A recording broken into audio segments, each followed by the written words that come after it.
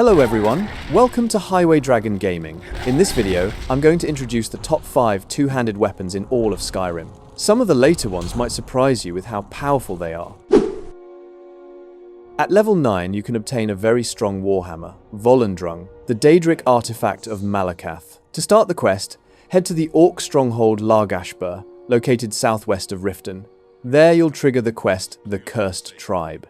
One thing to note is that this quest requires troll fat and a Daedra heart, so it's a good idea to prepare those in advance. During the quest, you'll need to defeat several giants alongside the Orc chief, who is considered a coward.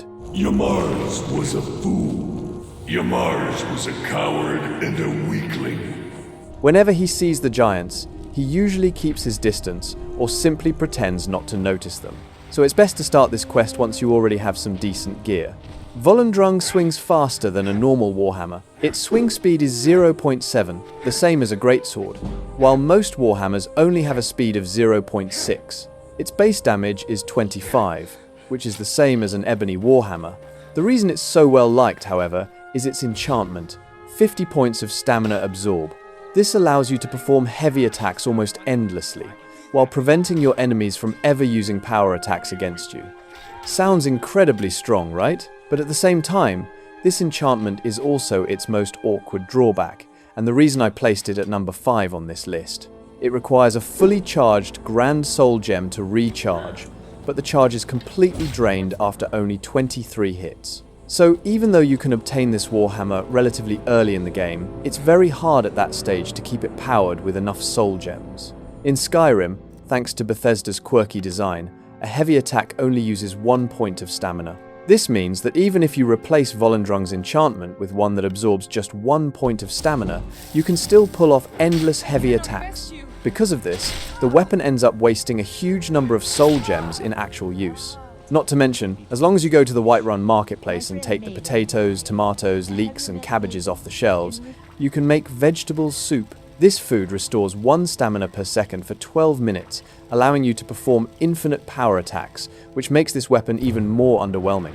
That said, this warhammer, whose stats are identical to a Dragonbone greatsword, is a high-quality weapon you can get early on.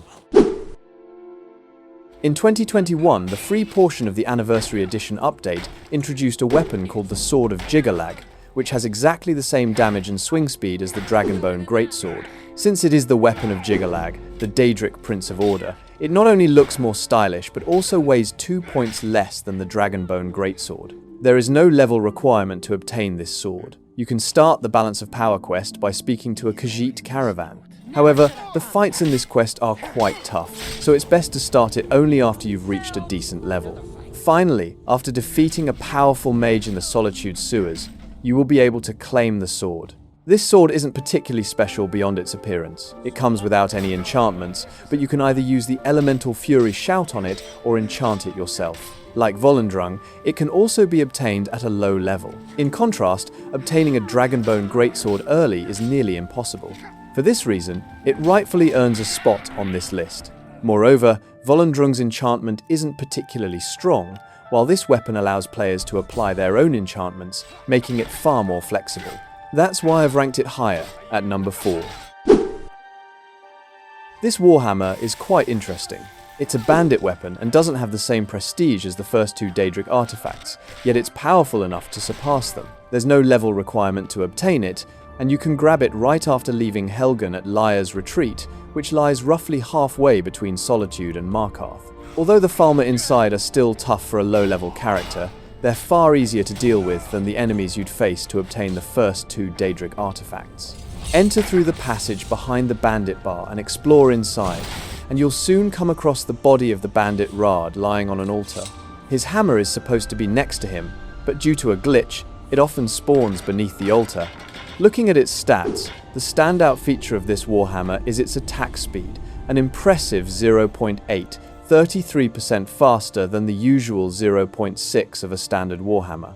Although its base damage is only 21, the same as an Orcish warhammer, its DPS matches that of a Dragonbone warhammer. Moreover, once it's been smithed, its DPS can even surpass that of Volendrung. Surprisingly, even though this weapon has a description like an enchanted item, it can still be enchanted. While the enchantment effect might not display properly due to a glitch, it still works. Thanks to its high attack speed, the enchantment takes effect on enemies more frequently, giving it higher DPS than other Warhammers. And since it comes unenchanted by default, you can even use the Elemental Fury Shout to push its attack speed to insane levels. Since it's easier to obtain than the Sword of Jyggalag and can be freely enchanted, I've placed it at number 3. This might be the most underrated weapon in all of Skyrim. First, Liar's Retreat is located far from every major city, so the chances of players stumbling across it are quite low. Second, due to the glitch with its spawn location, most players won't find it without consulting a guide after all. Who would think to search beneath an altar? Third, its extremely plain Orcish Warhammer appearance means that even if players do find it, they often dismiss it at first glance.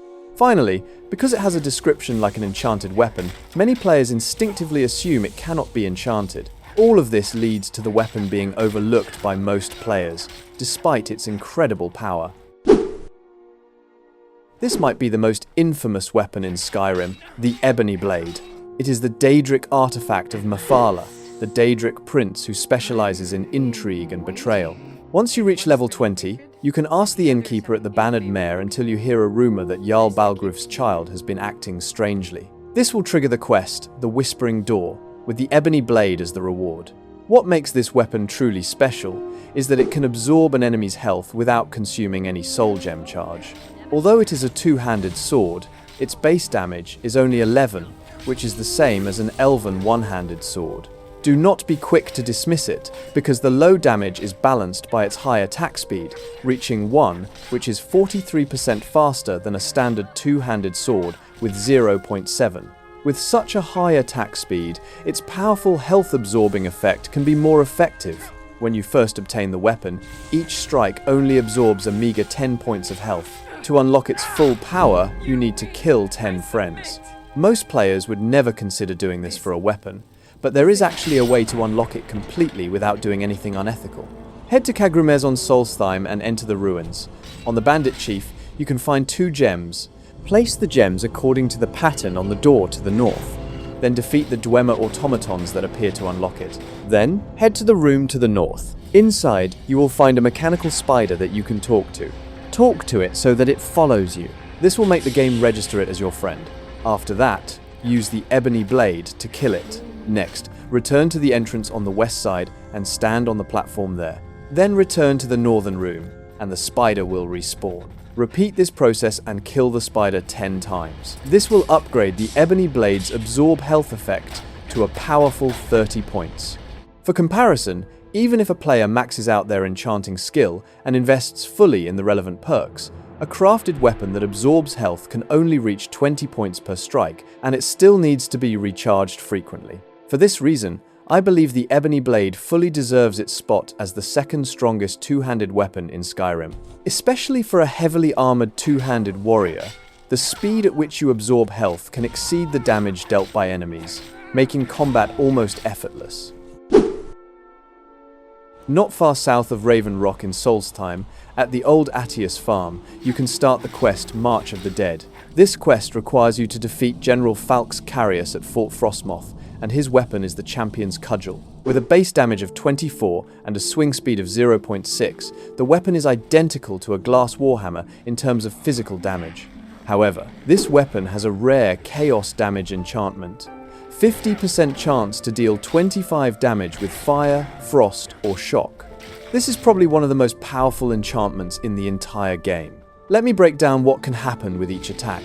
Each attack has a 1/8 chance of triggering no elemental damage, 3/8 for one type, 3/8 for two types, and 1/8 for all three.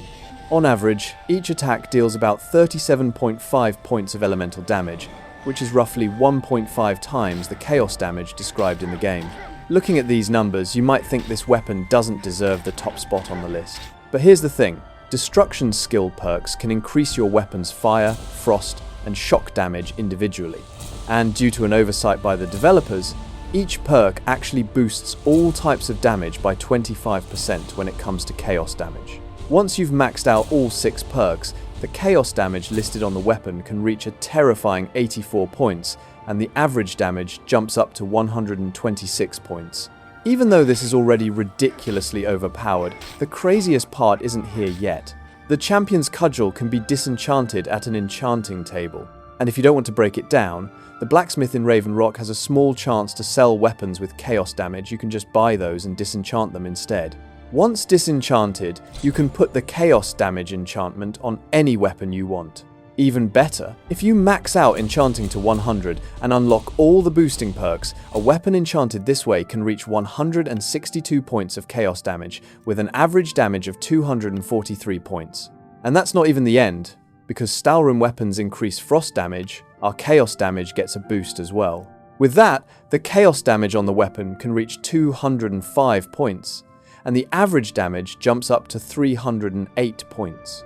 And it doesn't stop there. If you unlock the level 100 perk in the enchanting skill tree, you can put 2 enchantments on the same weapon. Thanks to Bethesda's quirky coding, chaos damage actually boosts the other enchantment on the weapon. Here, I recommend using an absorb health enchantment. With this, every hit will restore a whopping 67 points of health, which is more than twice the healing of the Ebony Blade. At this point, you can take out most enemies in Skyrim in just a few hits, and they won't even be able to harm you. Alright, that wraps up the 5 most powerful two-handed weapons we covered today. If I missed any other strong weapons, feel free to drop them in the comments. Thanks so much for watching, and for all your support.